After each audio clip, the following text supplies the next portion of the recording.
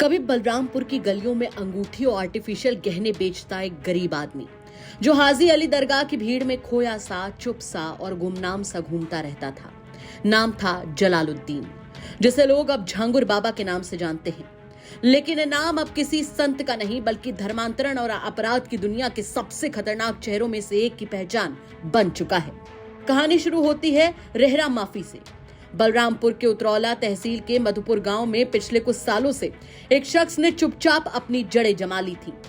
पहले एक मामूली तावीज रत्न बेचने वाला अब इस इलाके में कोई आम आदमी नहीं रहा, लेकिन साल 2020 के बाद अचानक उसकी किस्मत पलटी और वो बाबा बन गया। लोगों का रहनुमा, महिलाओं का रक्षक और अंदर ही अंदर धर्मांतरण का सबसे डरावना चेहरा। झांगुर बाबा पर आरोप है कि उसने यूपी के बलरामपुर में कम से कम सैकड़ों लोगों का अवैध धर्मांतरण कराया। हालांकि जांच एजेंसियां मानती हैं कि आंकड़ा कहीं ज्यादा है।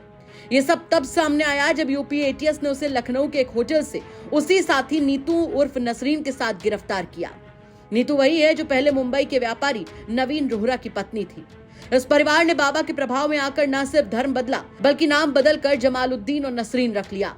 बाद में परिवार खुद बाबा के साथ उतरौला में रहने लगा और बाबा को अपनी लग्जरी गाड़ियां भी इस्तेमाल करने दी। एटीएस की रिपोर्ट के मुताबिक बाबा का नेटवर्क सिर्फ यूपी या मुंबई तक सीमित नहीं था।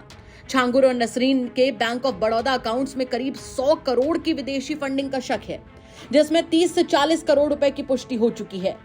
बाबा के 40 से ज्यादा अंतर्राष्ट्रीय इस्लामिक देशों की यात्राएं भी जांच के घेरे में हैं। जांच में यह भी सामने आया कि बाबा और उसका गिरोह हिंदू महिलाओं को प्यार के जाल में फंसाकर उनका धर्म परिवर्तन कराते थे। इसके लिए दबाव, लालच और ब्रेन वॉश हर तरीका अपनाया जाता था। बाबा का आश्रम असल में एक 5 बीघा में फैला शाही महल था। ना तो उसकी जमीन उसकी थी, ना ही निर्माण का कोई वैध दस्तावेज। प्रशासन ने 17 मई को नोटिस दिया, लेकिन जवाब नहीं मिला।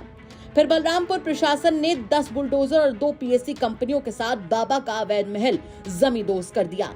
इस महल के अलावा अवध कॉलेज, अस्पताल और मदरसा भी उसी जमीन पर बने पाए गए। ये सभी ग्राम समाज की जमीन पर अवैध कब्जे थे, जिनका मकसद सिर्फ बाबा के प्रभाव को बढ़ाना और धर्मांतरण के काम को संस्थागत बनाना था। इस पूरे मामले ने जब तूल पकड़ा तो मुख्यमंत्री योगी आदित्यनाथ ने खुद मोर्चा संभाल लिया। सूत्रों के मुताबिक अब झांगुर और उसके पूरे नेटवर्क की हर गतिविधि खुद सीएम योगी की निगरानी में है। योगी सरकार ने ठान लिया है कि झांगुर का हर एक अवैध साम्राज्य निस्तनाबूद किया जाएगा।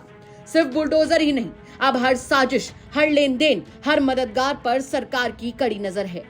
बाबा का खेल अब खत्म होने वाला है। 8 अप्रैल को बाबा का बेटा महबूब और एक और सहयोगी नवीन उर्फ जमालुद्दीन पहले ही पकड़े जा चुके हैं। पूरा परिवार, पूरा नेटवर्क एक संगठित गिरोह की तरह धर्म, जमीन और मासूम लोगों के विश्वास से खेलता रहा। लेकिन मुख्यमंत्री योगी आदित्यनाथ ने जिस तेजी, सख्ती और व्यक्तिगत निगरानी के साथ झांगुर जैसे खतरे पर शिकंजा कसा है, वो साफ दिखाता है कि यूपी अब किसी भी साजिश के सामने झुकेगा नहीं। धर्मांतरण हो या फिर देश विरोधी नेटवर्क, योगी सरकार की जीरो टॉलरेंस नीति आज यूपी की जनता में भरोसे की नई लकीर खींच रही है।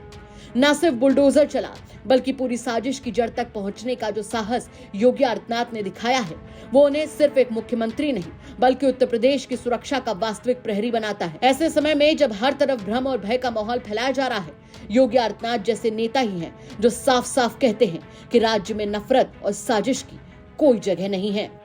ब्यूरो रिपोर्ट, यूपी तक।